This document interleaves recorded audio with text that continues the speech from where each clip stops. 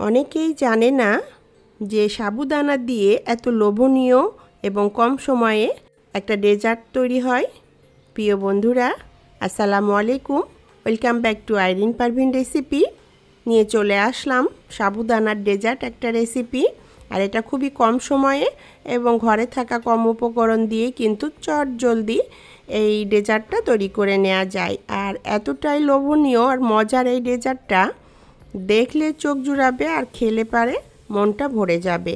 গরমে এরকম ঠান্ডা ঠান্ডা ডেজার্ট থাকলে ইফতারির টেবিলটা এবং ঈদের দিনের সকালটা জমে যাবে। যে কেউ দেখলে আপনার প্রশংসায় পঞ্চমুখ হবে। আশা করি এই রেসিপিটা আপনাদের ভালো লাগবে। ভালো লাগলে লাইক কমেন্ট শেয়ার করে চ্যানেলটিকে সাপোর্ট করুন। এভাবেই পাশে থাকবেন সব সময়।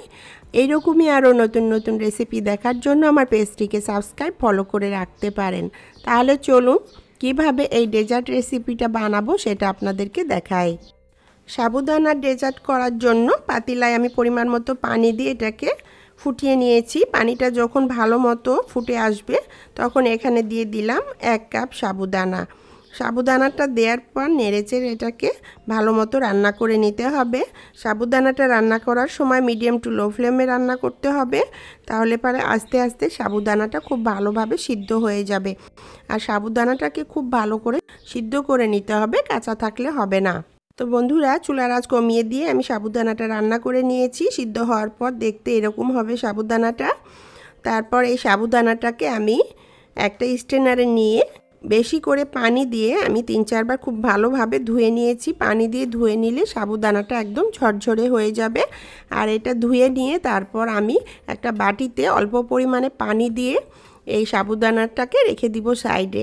পানি দিয়ে রাখলে সাবুদানাটা জমে যাবে না, একদম ঝরঝরে থাকবে। একটা সাইডে রেখে দিয়ে এখানে চুলায় আমি একটা প্যান বসিয়ে দিলাম। এইরকম একটা কফি মগ দিয়ে মেপে 2 মগ গরুর দুধ দিয়ে দিলাম।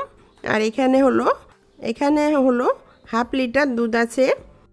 দুধটা দেওয়ার পর এখানে আমি 1/4 কাপ চিনি দিয়ে দিলাম। মিষ্টিটা আপনারা আপনাদের পছন্দ মতো কমিয়ে বাড়িয়ে নিতে পারবেন। তারপর আমি যে চিনিটা দিয়েছি 1/2 লিটার দুধে একদম পারফেক্ট মিষ্টি হবে।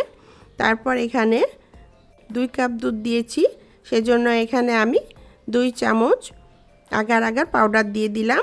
দিয়ে এই পাউডারটাকে খুব ভালোভাবে এই দুধের সাথে মিশিয়ে দিব। এখনও আমি কিন্তু চুলা জ্বালাইনি। খুব ভালোভাবে এটা আগার আগার পাউডারটা মিশিয়ে নিতে হবে। চুলা জ্বালিয়ে দিলে আগার আগার পাউডারটা মিশতে চাইবে না, তাই ঠান্ডা দুধের মধ্যে আগার আগার পাউডারটা খুব ভালোভাবে মিশিয়ে নিতে হবে। আগার পাউডারটা মিশিয়ে নেওয়ার পর এখানে আমি 1/2 চামচের থেকে একটু কম লাল ফুড কালার দিয়ে দিলাম। আপনি চাইলে এখানে কিন্তু বিটরুটের কালারও ব্যবহার করতে পারেন। তারপর এখানে এটা কালারটা আমি খুব ভালোভাবে দুধের সাথে মিশিয়ে নিলাম। আমি এখানে লাল রং ব্যবহার করেছি, আপনি চাইলে কিন্তু আপনার পছন্দ মতো যে কোনো কালার ব্যবহার করতে পারেন। তারপর এখানে আমি 1 চামচ ভ্যানিলা এসেন্স দিয়ে দিলাম। ভ্যানিলা এসেন্স অপশনাল, আপনি চাইলে দিতে পারেন, না দিলেও কোনো সমস্যা নেই। দিলে খুব সুন্দর একটা ফ্লেভার আসবে। ভালোভাবে এটাকে মিশিয়ে নিলাম। তারপর আমি চুলাটা জ্বালিয়ে দিলাম, দিয়ে মিডিয়াম হিটে রেখে এটাকে রান্না করে নিব। নেয়ার পর এখানে আমি যে সাবুদানাটা ধুয়ে পানি দিয়ে বাটিতে করে রেখে দিয়েছিলাম সেই সাবুদানাটা এখানে দিয়ে দিলাম। দেখুন, একটু পানি দিয়ে সাবুদানাটা রাখার কারণে দুধের মধ্যে সাবুদানা দেওয়ার পর খুব সুন্দরভাবে এটা সাবুদানার সাথে মিশে যাচ্ছে। খুব ভালোভাবে রান্না করে নিতে হবে নেড়েচেড়ে। যেসব বন্ধুরা আমার পেজে নতুন আছেন এবং ইউটিউব থেকে দেখছেন সেই সব বন্ধুদের বলবো একটা সাবস্ক্রাইব করে দেওয়ার জন্য, এবং ফেসবুক থেকে যেসব বন্ধুরা দেখছেন সেই সব বন্ধুদের বলবো একটা ফলো দিয়ে দেওয়ার জন্য।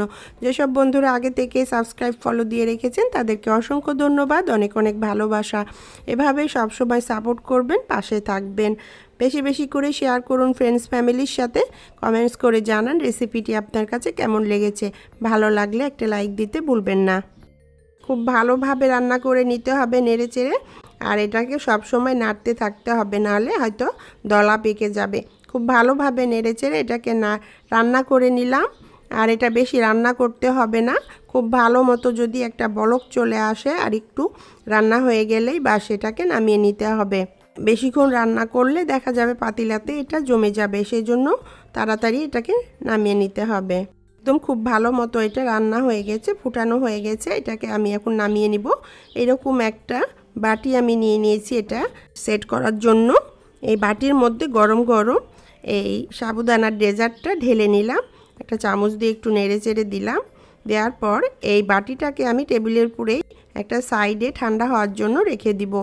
তো এটাকে আমি কিছু সময় রেখেছিলাম, 4 থেকে 5 ঘন্টা। এরপর 5 ঘন্টা রাখার পর আমি এটাকে নর্মাল ফ্রিজে রেখেছিলাম সারা রাত। এখন সকালে আমি এটা সার্ভ করে আপনাদের দেখাচ্ছি। তো এটাকে আমি এখন হলো মোল্ড আউট করার জন্য চাকু দিয়ে একটু সাইডটা ছাড়িয়ে নিলাম, আর চাকু দিয়ে সাবধানে ছাড়াতে হবে। তারপর একটা প্লেট এটার উপরে দিয়ে একটু উপর করে দিলাম। উপর থেকে একটু বাড়ি দিয়ে দিলে এটা আস্তে নিচে নেমে যাবে। তো দেখুন বন্ধুরা, এটা প্লেটে কাজু বাদাম দিয়ে সার্ভ করে দিলাম। আপনারা আপনাদের পছন্দ মতো যে কোনো বাদাম দিয়ে এটা সার্ভ করতে পারেন। তো আমি আপনাদেরকে একটু কেটে দেখাচ্ছি যে ডেজার্টটা কতটা লোভনীয় হয়েছে আর কতটা টেস্টি হয়েছে। এটা বানিয়ে না খেলে আপনি বুঝতে পারবেন না যে কতটা টেস্টি এটা। প্রিয় বন্ধুরা, এই ডেজার্টটা বিকেলের নাস্তা, ইফতারির টেবিল এবং ঈদের দিনের সকালের জন্য বেস্ট একটা রেসিপি। আপনারা অবশ্যই ঈদের দিন এবং রমজানে এটা ট্রাই করে দেখতে পারেন। আপনাদের খুব পছন্দ হবে। পছন্দ যদি হয় তাহলে কমেন্টস করে জানাবেন। বেশি বেশি শেয়ার করুন ফ্রেন্ডস ফ্যামিলির সাথে। আমার চ্যানেলটিকে সাপোর্ট করুন। আবার দেখা হবে এরকমই কোনো নতুন রেসিপির সাথে। আল্লাহ হাফেজ।